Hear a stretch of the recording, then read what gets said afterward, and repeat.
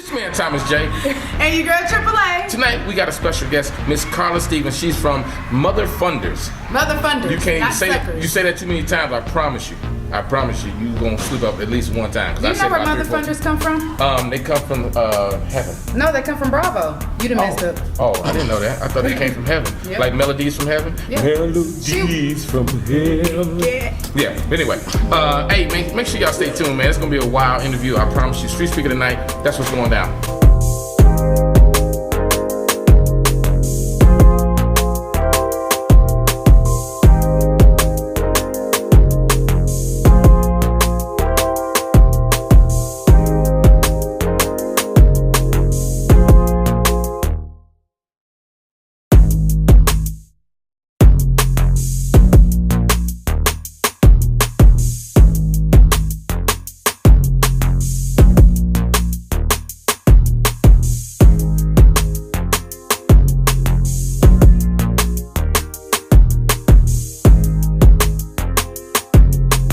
In Mother Founders. Oh God, Mother Funders is really near and dear to me. Mm-hmm. When a lot of people who try to get on reality TV, they're trying to get on reality TV. I was actually not trying to get on reality TV. Okay. I am a living, breathing story that you just keep doing what you do and make it do what it do, and your talents and gifts and things will make room for you. So I was serving in my community and doing something that I love, and that's taking care of my children. Okay. And a particular network heard about me and was directed to me. Actually, and a lot of people don't know this, so you guys are really getting some juice. Okay. I was actually being casted for another big reality show in Atlanta. So they snatched you I'm up. not gonna name any. Okay. But it's a big reality show in Okay. Atlanta, and instead they did like me so much they said we're gonna give you your own show, and I was a little torn because I was like, I want to do the show, and they said no. Take the own show, because the show you're trying to be on, those people want their own show. So, but we're giving you your own show, and I thought, okay, yes, and I loved it because the show itself it's based on my life. I got to live my life and do the things that I was doing. At the time, I was serving my son's school as, I don't know if you ever heard of a PTO. It's a parent-teacher organization. Yeah. And I have been doing it for years, and I was just determined to raise money to help their school because the school did not have technology. And it's one of those schools that was stuck in the middle. It wasn't getting government assistance, but the parents weren't well off enough to afford to supply the school technology. So I got involved to be with my kids. And next thing you know, I was doing this business thing, and and I was raising money for the school. So it was really a blessing to me to be able to go on TV, doing what you love, and I still was able to be around my family. And a lot of people don't get to do that because, reality shows are different, and they take a lot out of you. But I really was blessed to be on my show. So what was your favorite fundraiser there? I would have to say the finale. We did this black tie. Come on, give it to us. Come on. We did this black tie event, and it was my event, and it was the last event of the year, which is the biggest event to raise funds.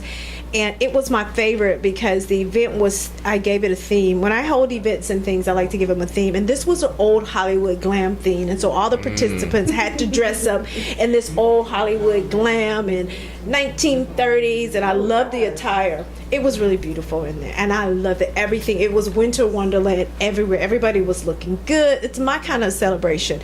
And I really did enjoy the fundraising and the event planning. It was the whole thing about what I did was I took something that people consider menial and small, and I did it in a big way. People could not believe I was throwing these elaborate events and doing all of this for a school. So I really loved that black tie event, and it was just amazing to be able to have that kind of fun and raise money for your kids' school. Mothering While Fabulous. Tell us a little bit about that. And how did you get that started? Mothering While Fabulous. Really, it's me, and just no pun intended. Of course it is. I get stopped all the time by moms, and they want to know, how are you doing this and you still manage to keep yourself together? I I just really wanted to speak up because moms sometimes can get a bad reputation that we're frugal and frumpy looking, and you're at home, you're the mom at home, and your husband's out doing all this, and that's so untrue about mothers today. The soccer mom. Yeah, the soccer mom. Yes. You got that's Yes. it, the soccer mom. Yes. But we're moms. We're not. It's okay to be a soccer mom, but we're not soccer mom. We're not. We're sexy. We're fabulous. I believe that mothering is one of the most fabulous things that any woman can do or get blessed to do, because it's just an amazing thing. And fabulous is not just in look. I'm fabulous when it comes to my kids. When my kids parties, they're fabulous. When they have people over, the kids love it because you're not just getting this tiny goodie bag. It's not even a goodie bag anymore. It's a swag or a VIP. You're gonna have a backpack. It's gonna be your name on. It's got the biggest candy you can find. So I just really want moms to feel good about what they're doing. You're doing something that the entire world needs, and we need to nurture. And it's okay to feel good and look good doing it. So basically, that was a nice little segue because I was actually going to ask you about that motto. I heard about that motto. So you're actually against women wearing muumuus and all that stuff like that, soccer mom rollers in their hair and all that stuff like that? No. That's not She had to clear her throat for that one. I just want to know. I just want to make sure because it can be fabulous. I love that because it's a good. I get it because that's the world. You feel like you have to put one down to do the other, and that's not me at all. Okay. People feel like because you define yourself that you're after them. No, and that's the problem I have with things that happen in our society, because I'm defining myself. That does not mean I'm putting you down.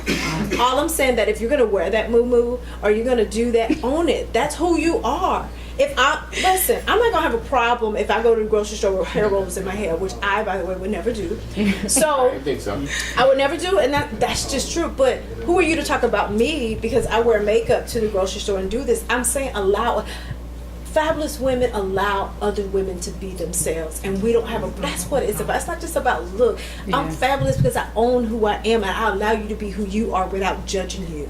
That's fabulous to me. That's a fabulous woman. That's a fabulous mom. I'm giving you your props because you're able to be who you are while allowing me to be who I am. So I love the way you speak. You are very motivational. What is one thing that you tell your kids maybe before they walk out the door, before they go somewhere that you may be worried about them? What's something that you say to them before they leave? I have to, first of all, I do make them say the Lord's Prayer. Nothing wrong with that. I make them say the Lord's Prayer because they have to understand that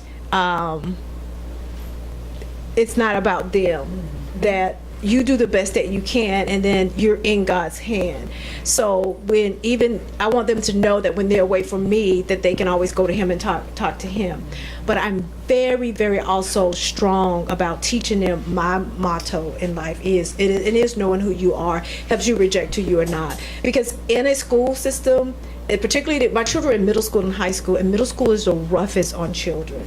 And then high school, you've already kind of found your group. You're either a jock or you're a cheerleader or you're ROTC. It's a little bit more defined in high school. Middle school is hard. So I really push hard for my kids to know who they are, and then to tell them if it's not you, stay away from it. Everything, because these kids. You don't know what's going on in their lives. My children, I had to deal with two things once we went on TV. Both of my children were picked on because of their clothing. Believe it or not, my son, he came home upset, and I said, "What's wrong?" He said, "He come on, because I wear different Jordans every day." And it sounds crazy. My kids were being picked on because they wore designer clothes. When I was growing up, it was like designer clothes was it. And I told him, you have to understand, because you were on TV and all of this stuff is coming, they're going to come at you like that and try to find a way. But you have to know who you are so that you won't be moved when those things happen. Yes. I found out that you were an ambassador against human trafficking. What started that? How did that become something that you wanted to be a part of? What triggered that? I really think it all goes back to my love and desire for children and the innocent. But I started having a passion to help girls that were exotic dancers and in the exotic clubs. So I went out with my first lady, and she started an organization to help talk to those girls, and I joined her in it. And it just became, on my show, which is amazing, Bravo actually followed me doing that, where I would go into the strip clubs and exotic dance clubs just to be there to talk to the girls and do. Well, in doing that, we found out that a lot of those girls and the young girls at that time were underage too. But some of those girls were being trafficked. That they were being forced to go into those clubs. They had a pimp or somebody. And when I found out about that, I knew it was something that I had to do. And then once I got involved and found out that the youngest age, it could be as low as 8-year-old girls that were being trafficked, I knew I had to be involved to do something. It's so deep and it's so wide. But my focus right now, being on Bravo, Mother Funders gave me a platform, and I knew I had to use it for awareness particularly in my city, because in my city, Atlanta, it's the #1 hub for human trafficking. And the organization reached out to me because they said, you are a celebrity that we believe in for our brand, that you can represent our brand. But also it matches because most of our girls are African American, but we don't get help from the African American community because African Americans don't know that it's our girls that are being trafficked. That's what I was just about to say. They probably don't even. They don't know. Yeah. They don't understand. Really, what I like to do is direct people back to Wellspring Living. It's the organization that reached out because they care about our girls and our community and said, we want you to come on board, raise the awareness amongst your African American celebrities and influencers so that we can get more resources and help. So I point people back to them. If you want more information, if you want to help out, wellspringliving.org. Now there are a lot of organizations in different states because it's a global issue. I'm focusing on my local area because my city is the #1 hub. Okay, you guys can reach me. I stay on Instagram, and that's just being honest. On Instagram, I am the real Carla Stevens, and on Twitter, I am Carla100. Literally, I am Carla100, and on Facebook, I'm Carla Stevens, and those are my kind of main, but I stay on Instagram. I love Instagram. But you can also, ladies and moms, you can go out and follow me on IG. I started a separate page called Mothering While Fabulous, and on Facebook, Mothering While Fabulous. Go out and join my community. I'm so excited about helping moms to live and be fabulous. What's going on, man? This your man Thomas J. And your girl Triple A. This StreetSpeaker tonight. We got a special guest in the building tonight. We're gonna be interviewing the beautiful, the layer-filled Miss Carla Stevens. Y'all need to make sure y'all stay tuned. You know what I'm saying? You gotta say where she was from. What the fuck? You don't need to tell where she from. Yo, what's going on? This your man Thomas J. StreetSpeaker tonight. Over some? What? Yo, what's going on, son? What's going on? What's going on? This your man Thomas J. StreetSpeaker tonight. That's not gonna work either. Sorry, I had a crown. So, what's your favorite drive-thru restaurant and why? My favorite, oh my goodness, favorite drive. You weren't expecting these questions, were you? Random but real. Dang, man, drive-through. Where do I drive? Yeah, that's what happens when you get long money. You don't go to drive-thru no more. Okay, how about where do you send your assistant? Where do you send your assistant? I can tell you, that's a good way to answer. My family now is, we have, what is it called, Panda Express. Yeah. Oh, okay, yeah, yes. honey, General Soul and teriyaki and all. So, yeah, we have been. My boys have us on we're on the Panda Express. So there's a couple of. I think I've fallen in love. Oh, wait a minute. No, you can't look. Things just got a little weird. Just want to let y'all know that.